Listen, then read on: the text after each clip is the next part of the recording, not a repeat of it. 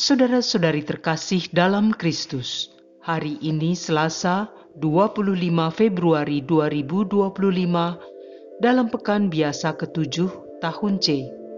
Bacaan dibawakan oleh Valentinus Geri, Mazmur dilantunkan oleh Emerenciana Adistana, dan renungan ditulis oleh Frater Francesco Agnes Ranubaya.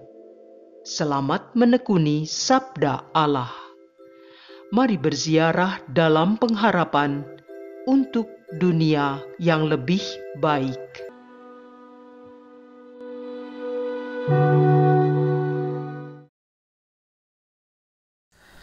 Dalam nama Bapa dan Putra dan Roh Kudus. Amin.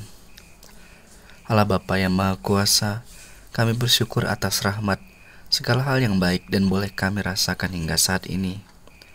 Kami mohon curahan Roh Kudus-Mu, agar kami dimampukan untuk menggunakan akal budi dan hati kami dalam meresapkan sabda-Mu, sehingga sabda-Mu itu kami renungkan dalam pikiran, kami wartakan dalam ucapan, dan kami resapkan dalam hati kami. Demi Kristus Tuhan dan pengantara kami. Amin. Bacaan dari Kitab Putra Sirak, Bab 2, ayat 1-11. Anakku, jika engkau mau mengabdi kepada Tuhan, bersiap sedialah menghadapi pencobaan. Tabahkanlah dan teguhkanlah hatimu. Jangan gelisah pada waktu malang. Berpautlah kepada Tuhan, jangan berpaling daripadanya, supaya engkau dijunjung tinggi pada akhir hidupmu. Terimalah saja apapun yang menimpa dirimu, dan hendaklah sabar dalam segala perubahan kehinaanmu.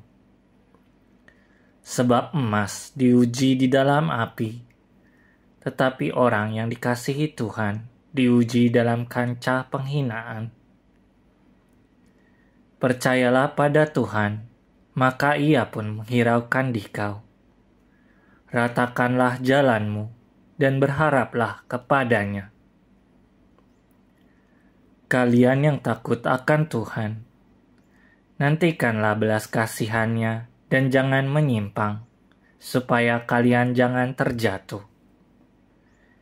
Kalian yang takut akan Tuhan, percayalah padanya. Niscaya kalian tidak akan kehilangan ganjaran. Kalian yang takut akan Tuhan, harapkanlah yang baik, sukacita kekal, dan belas kasihan. Ingatlah akan angkatan yang sudah-sudah dan perhatikanlah.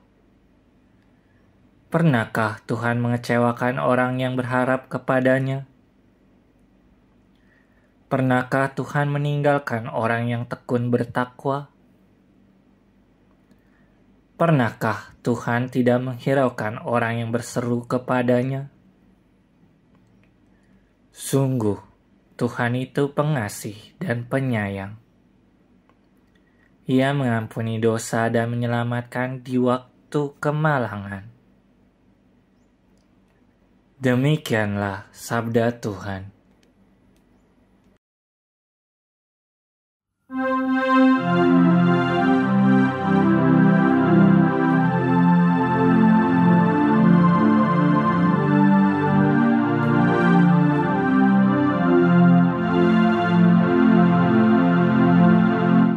Percayakanlah hidupmu kepada Tuhan, dan Ia akan bertindak.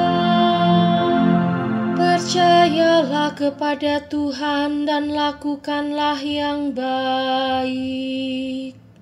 Diamlah di negeri dan berlakulah setia. Bergembiralah karena Tuhan, maka Ia akan memenuhi keinginan hatimu. Percayakanlah hidupmu kepada Tuhan, dan Ia akan bertindak. Tuhan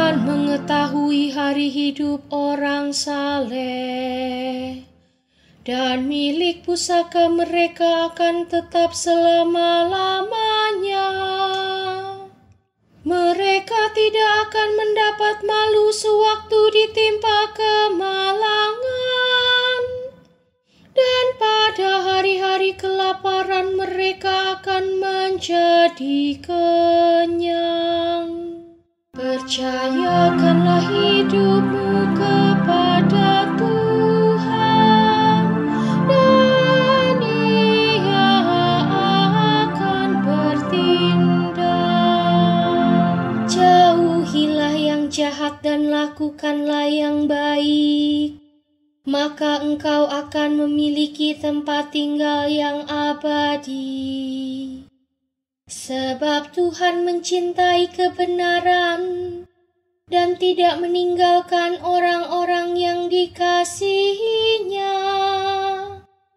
Orang-orang yang berbuat jahat akan binasa, dan anak cucu orang-orang fasik akan dilenyapkan. Percayakanlah hidupmu kepada Tuhan, dan Ia akan bertindak. Orang-orang benar akan diselamatkan oleh Tuhan. Dialah tempat perlindungan mereka pada waktu kesesakan.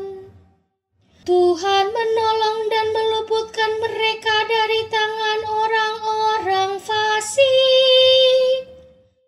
Tuhan menyelamatkan mereka, sebab mereka berlindung padanya.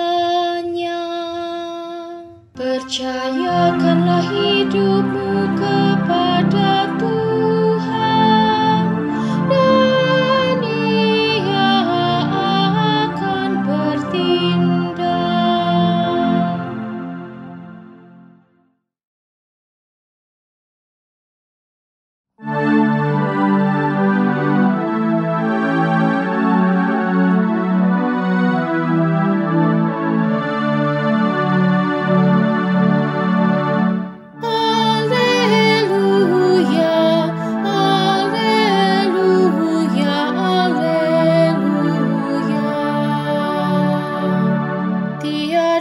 Kubanggakan selain salib Tuhan.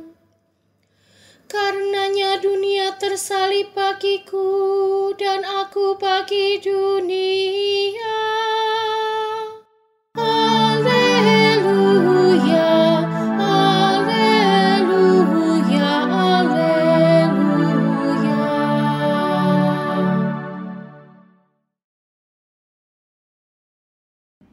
Inilah Injil Suci menurut Markus, bab 9 ayat 30 sampai 37. Pada suatu hari, Yesus dan murid-muridnya melintasi Galilea. Yesus tidak mau hal itu diketahui orang, sebab Ia sedang mengajar murid-muridnya. Ia berkata kepada mereka, "Anak manusia akan diserahkan ke dalam tangan manusia, dan mereka akan membunuh Dia. Tetapi 3 hari setelah dibunuh, Ia akan bangkit." Mereka tidak mengerti perkataan itu, namun segan menanyakannya kepada Yesus. Kemudian Yesus dan murid-muridnya tiba di Kapernaum. Ketika sudah berada di rumah, Yesus bertanya kepada para murid itu, "Apa yang kalian perbincangkan tadi di jalan?" Tetapi mereka diam saja, sebab di tengah jalan tadi mereka mempertengkarkan siapa yang terbesar di antara mereka. Lalu Yesus duduk dan memanggil ke-12 murid itu. Katanya kepada mereka, "Jika seseorang ingin menjadi yang terdahulu, hendaklah ia menjadi yang terakhir dari semuanya, dan menjadi pelayan semuanya." Yesus lalu memanggil seorang anak kecil ke tengah-tengah mereka. Kemudian Ia memeluk anak itu dan berkata kepada mereka, Barang siapa menerima seorang anak seperti ini demi namaku, ia menerima aku. Dan barang siapa menerima aku, sebenarnya bukan aku yang mereka terima, melainkan Dia yang mengutus aku. Demikianlah sabda Tuhan.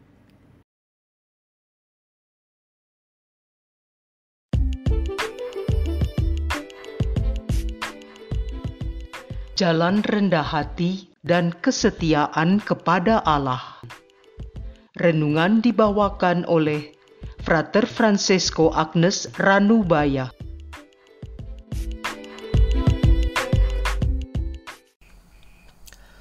Saudara-saudari terkasih, hari ini merupakan hari Selasa pada pekan biasa ke-6. Bacaan dan Injil hari ini bercerita tentang bagaimana setiap orang yang ingin mengikuti Tuhan harus siap menghadapi ujian dan tantangan. Bacaan pertama dari kitab Putra Sirak mengajarkan bahwa seorang yang beribadah kepada Tuhan akan mengalami pencobaan, tetapi harus tetap setia dan bertekun. Bacaan Injil dan Markus menampilkan Yesus yang mengajarkan para murid tentang penderitaannya yang akan segera datang, serta menegaskan bahwa kebesaran dalam kerajaan Allah adalah menjadi yang terkecil dan melayani. Kitab Putra Sirak juga dikenal sebagai Ecclesiasticus, ditulis oleh Yesus bin Sirak sekitar abad ke-2 sebelum Masehi. Kitab ini bersifat hikmat Yahudi yang mendalam dan berakar pada pengalaman hidup, terutama dalam menghadapi penderitaan dan tantangan. Dalam Sirak bab 2 ayat 1-11, penulis menasihati mereka yang ingin melayani Tuhan untuk bersiap menghadapi pencobaan. Hal ini menggambarkan sebuah prinsip bahwa iman seseorang diuji melalui kesulitan, seperti emas yang dimurnikan dalam api. Pada zaman ketika kitab ini ditulis, bangsa Israel mengalami banyak tekanan dari dunia luar, khususnya pengaruh budaya Yunani yang kuat akibat Helenisasi. Banyak orang Yahudi tergoda untuk meninggalkan tradisi dan hukum Taurat demi mendapatkan kenyamanan duniawi. Dalam konteks ini, Yesus bin Sirak mengajak umat untuk tetap percaya kepada Tuhan dan bersabar dalam kesulitan. Dia menggunakan gambaran seperti melebur emas dalam api untuk menunjukkan bahwa kesetiaan akan membuahkan kemuliaan di hadapan Allah. Pesan utama dari bacaan ini adalah panggilan untuk bersikap teguh dalam iman, bahkan saat menghadapi pencobaan. Allah tidak akan meninggalkan mereka yang tetap setia kepadanya. Pengalaman kesulitan dalam hidup bukanlah tanda penolakan Allah, melainkan sebuah jalan pemurnian yang membawa kita kepada iman yang lebih dalam. Dalam Injil Markus, Yesus berbicara kepada murid-muridnya tentang penderitaan, wafat, dan kebangkitannya yang akan datang. Namun para murid tidak memahami perkataannya dan justru terlibat dalam perdebatan tentang siapa yang terbesar di antara mereka. Yesus kemudian memberikan ajaran penting. Jika seseorang ingin menjadi yang terdahulu, hendaklah ia menjadi yang terakhir dari semuanya dan pelayan dari semuanya. Pada masa itu struktur sosial sangat menekankan hierarki. Mereka yang memiliki jabatan tinggi dipandang lebih penting dibandingkan orang biasa. Para murid sendiri masih terpengaruh oleh pola pikir duniawi ini, sehingga mereka bertengkar mengenai siapa yang paling besar di antara mereka. Yesus dengan kelembutannya membalikkan konsep kekuasaan. Kebesaran sejati tidak diukur dari posisi atau status, melainkan dari sikap rendah hati dan kesediaan untuk melayani. Yesus kemudian mengambil seorang anak kecil dan menempatkannya di tengah-tengah mereka. Anak kecil dalam budaya Yahudi bukan hanya simbol kepolosan, tetapi juga ketidakberdayaan dan ketergantungan total kepada orang lain. Dengan tindakan ini, Yesus mengajarkan bahwa kebesaran dalam kerajaan Allah terletak pada sikap menerima, mengasihi, dan melayani mereka yang lemah dan tidak berdaya.